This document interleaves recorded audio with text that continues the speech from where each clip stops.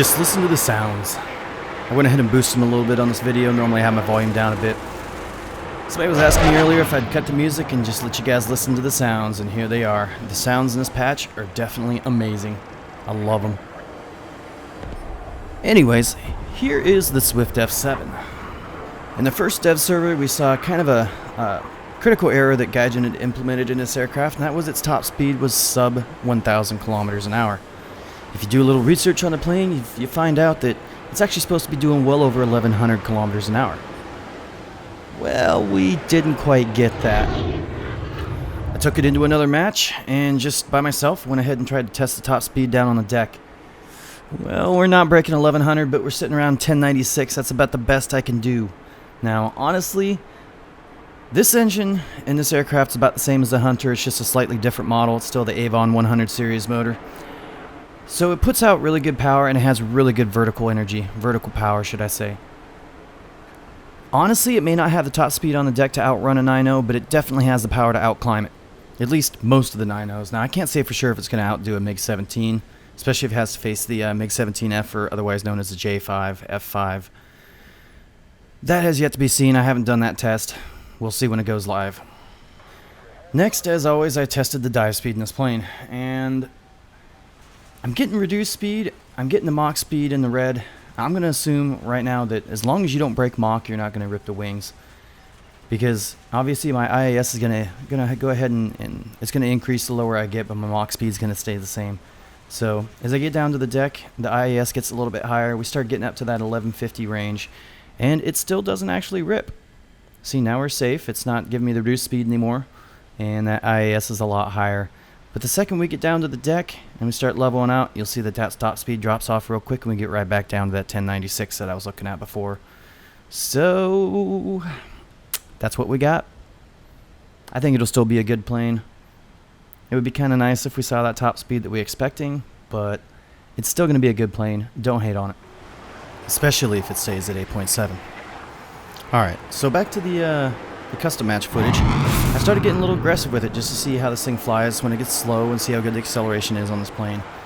And, you know, I hate to say it because it's going to slap on Gaijin a little bit, but this thing feels very much like a copy-paste Hunter, and then you just kind of tweaked it a little bit.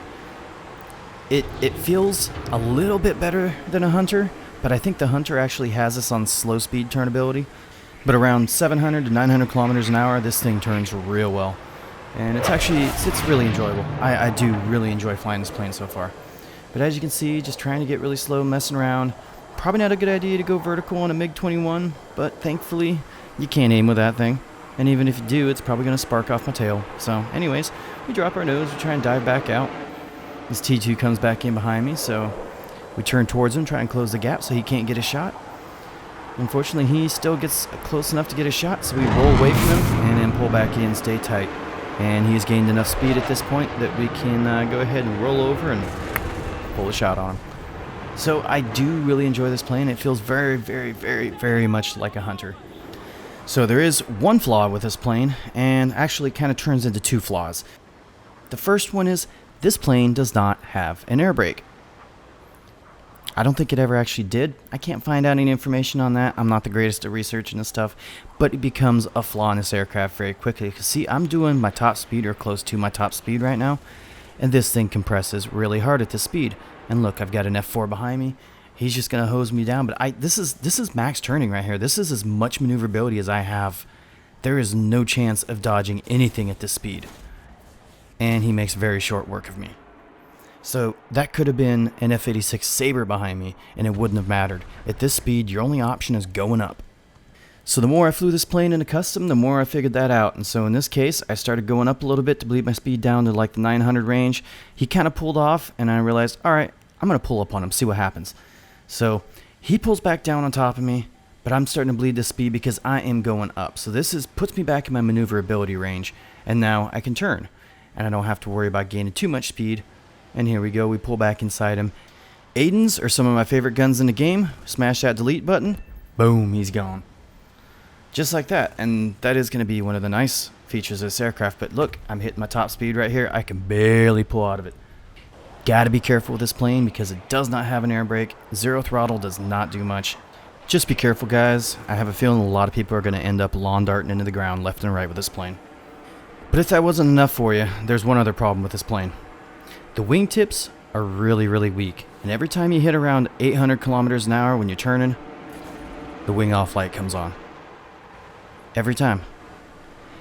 Happened to me here too. We're going into a dive. I saw this F4 coming in around me.